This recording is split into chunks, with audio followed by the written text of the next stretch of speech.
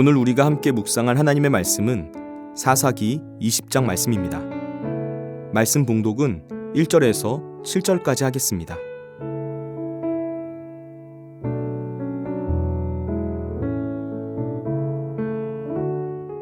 이에 모든 이스라엘 자손이 단에서부터 브엘세바까지와 길르앗 땅에서 나와서 그 회중이 일제히 미스바에서 여호와 앞에 모였으니 온 백성의 어른 곧 이스라엘 모든 지파의 어른들은 하나님 백성의 총회에 섰고 칼을 빼는 보병은 40만 명이었으며 이스라엘 자손이 미스바에 올라간 것을 베냐민 자손이 들었더라.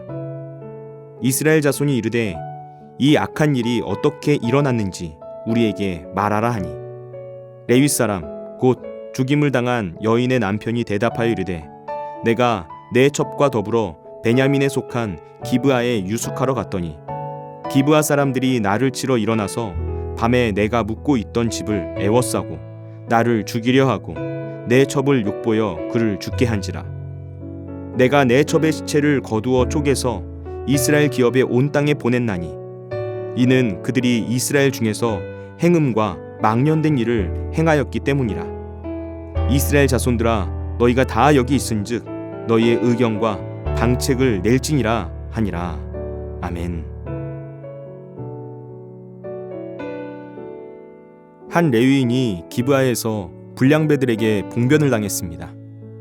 그의 첩이 능욕을 당해서 죽게 되었고 레위인은 그들의 악행을 갚기 위해서 첩의 시체를 12토막을 내어서 이스라엘 전역에 보냈습니다.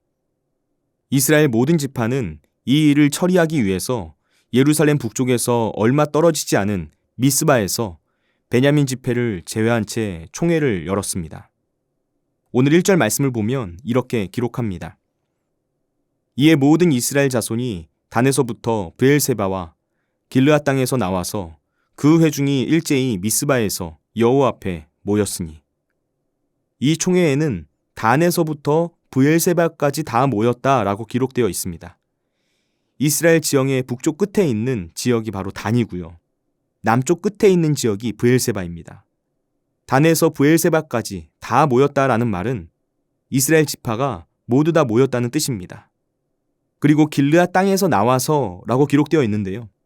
이것은 요단강 동쪽에 있는 지파들까지 모였다라는 의미입니다. 지금 토막난 시신을 보고 충격에 빠진 이스라엘 백성들이 다 모이게 된 것입니다. 이 총회에 얼마나 많은 사람이 모였는지 2절 말씀을 보면 보병이 40만 명이나 되었다라고 말합니다. 지금 레위인의 첩과 관련된 이 사안에 대해서 이스라엘의 모든 민족이 전국적으로 관심을 가지고 있다라는 사실을 알 수 있게 만드는 대목입니다. 여러분, 그런데 여기서 안타까운 점이 뭔지 아십니까? 지금까지 이스라엘 백성들이 이방 군대와 싸울 때는 이렇게 모든 지파가 의기투합하여서 연합한 적이 없었다라는 점입니다. 그런데 어떻게 된 일인지 오늘 본문에서 동족 베냐민과의 전쟁을 앞둔 상황에서는 완전히 하나로 연합된 모습을 보여주고 있습니다. 하나님께서 맡겨주신 가나안 전쟁이나 나라를 구하기 위해서 이방인들과의 전쟁을 치르는 일에는 뒷걸음질치게 바빴던 이스라엘이 타인의 잘못을 정죄하는 일에 대해서는 벌떼처럼 모여드는 것이죠. 나에게 맡겨진 사명을 감당하는 일에는 소극적인데 남의 허물을 정죄하는 일에는 열정을 다해서 적극적으로 행동하고 있는 모습을 보여준다는 것입니다. 이스라엘이 적과의 싸움을 앞두고 하나 되지 못하고 있다가 형제의 허물을 손가락질하기 위해서는 하나 되어 모였다라는 이 사실은 지금 이들의 신앙이 얼마나 그릇된 방향으로 나아가고 있는지를 짐작해 주게 합니다. 미스바에 모인 이들은 사건의 진상을 파악하기 위해서 레위인의 설명을 들었습니다. 그리고 레위인은 자기가 기브아에서 겪게 된 일에 관해서 설명하기 시작했습니다. 4절에서 6절까지 말씀입니다. 레위 사람 곧 죽임을 당한 여인의 남편이 대답하여 이르되 내가 내 첩과 더불어 베냐민에 속한 기브아에 유숙하러 갔더니 기브아 사람들이 나를 치러 일어나서 밤에 내가 묵고 있던 집을 애워싸고 나를 죽이려 하고 내 첩을 욕보여 그를 죽게 한지라. 내가 내 첩의 시체를 거두어 쪼개서 이스라엘 기업의 온 땅에 보냈나니 이는 그들이 이스라엘 중에서 음행과 망령된 일을 행하였기 때문이라. 지금 레위인이 하고 있는 말 속에서 그동안 이스라엘 안에 숨겨져 왔던 죄가 드러나고 있습니다. 우선 이 레위인은 자기가 첩을 데리고 살았다라는 사실을 얘기하지 않을 수가 없었습니다. 레위인이 부인 외에 첩을 데리고 사는 것, 결코 올바른 일이 아니었습니다. 그런데 자기가 한 이 잘못된 행동을 변호하려고 하니까 이 사실을 말하지 않을 수가 없었던 것입니다. 이렇게만 보면 레위인에게 굉장히 불리한 진술이 될 수 있어 보이는데요. 그런데 여기서 이 레위인은 사건을 있는 그대로 전달하지 않습니다. 의도적으로 자기에게 유리하게 설명하기 시작합니다. 5절 말씀을 보시면 레위인이 기브아 사람들이 이 일을 했다라고 전달합니다. 여기서 레위인이 말한 이 사람들이라는 단어는 그냥 보통의 일반인을 가리키는 단어가 아닙니다. 이 단어는 지도자를 가리킬 때 사용하는 단어입니다. 그러니까 레위인은 지금 몇몇 불량배가 아니라 기브아에 영향력 있는 사람들이 이 모든 일들을 벌였고 그들이 자신을 죽이려고 했다고 이 사건의 핵심을 몰아가고 있는 것입니다. 그러면서 자신이 그들에게 첩을 내주었다라는 사실은 언급하지 않고 있는 것이죠. 자기의 첩이 죽게 된 경위, 그 책임을 전적으로 기브아 사람들에게만 돌리면서 자신은 철저히 피해자로 포장하고 있는 것입니다. 그러나 사실 이 모든 사건의 발단에는 분명 이 레위인의 책임이 없다고 말할 수는 없었습니다.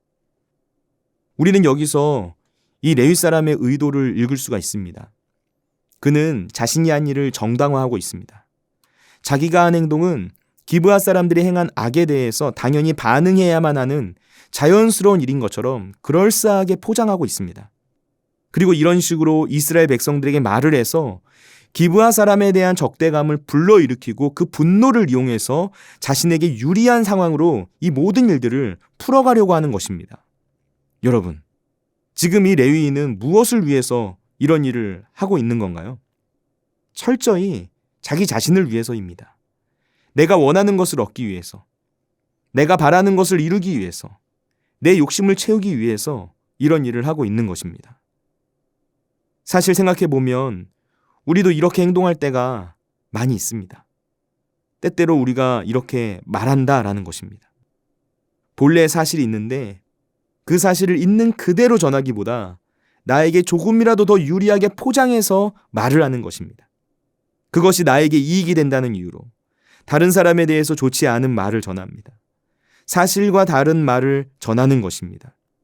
마치 오늘 본문에 나오는 레위인처럼 나를 위해, 나의 욕심을 위해 그렇게 하는 것이죠. 우리는 타인에 대해서는 너무나 엄격하면서도 자기 자신에 대해서는 한없이 관대할 때가 참 많습니다. 다른 사람들에 대해서는 그가 한 행동을 너무나 쉽게 정죄하는데요. 내가 한 잘못에 대해서는 적당히 자기를 포장하고 그 죄에 대해 변명하는 경우가 많다는 것이죠. 자기의 허물은 미화하면서 타인의 허물을 정죄하는 것입니다. 우리의 이런 태도가 바뀌어야만 합니다. 타인에 대해서는 관대하되 나 자신에 대해서는 엄격해져야 합니다. 오늘 말씀에서 결과적으로 이스라엘 백성들은 이 레위인의 말에 완전히 넘어가 버린 모습을 볼 수가 있습니다. 이스라엘은 레위인이 행한 죄는 전혀 보지 못한 채 그 레위인이 의도한 대로 움직여서 마침내 동족 간의 전쟁이라는 결정을 내리게 됩니다. 지금 이스라엘 모든 백성들이 한자리에 모여서 결정한 일들의 결과가 무엇인지를 보시기 바랍니다. 그 결과, 곧 열매를 보면 지금 이스라엘 지파들의 연합이 좋은 일이 아니었구나 하는 것을 알 수 있습니다. 이 사건은 이스라엘 역사상 아주 끔찍하고 참혹한 내전의 발단이 되었습니다.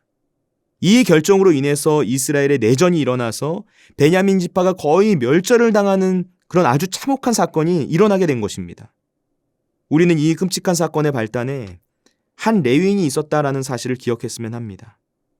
한 지파를 멸절시키려는 악한 의도를 가진 이기적인 말이 공동체를 파괴하는 아주 끔찍한 죄의 결과를 낳게 되었습니다. 그리고 레위인의 증언을 들은 지도자를 비롯한 그 누구도 하나님의 뜻을 묻지 않았다라는 점을 기억했으면 합니다. 이들은 하나님의 뜻에는 관심이 없었습니다. 그저 각자의 의견을 묻고 방책을 모아서 결국에는 전쟁을 결정하게 된 것입니다. 하나님의 뜻을 묻지 않는 일의 결과가 이렇다라는 것이죠. 하나님 없는 연합은 아무런 의미가 없습니다. 그저 인간의 탐욕과 욕망만 있을 뿐입니다. 기도하겠습니다. 우리를 사랑하시는 하나님 아버지, 오늘도 우리와 동행하시고 하나님의 말씀으로 주의 뜻을 깨닫게 하시니 감사합니다.